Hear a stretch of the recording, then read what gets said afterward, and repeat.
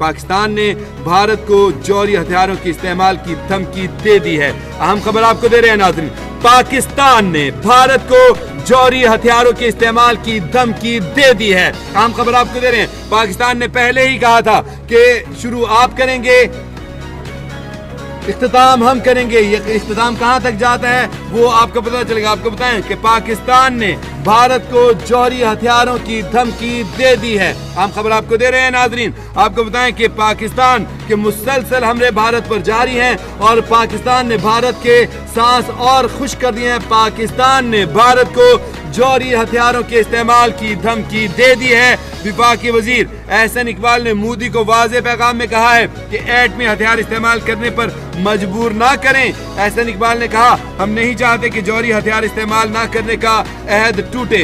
विफाकी वजीर एहसन इकबाल ने कहा कि भारत को किसी भी कार्रवाई का मुंह तोड़ जवाब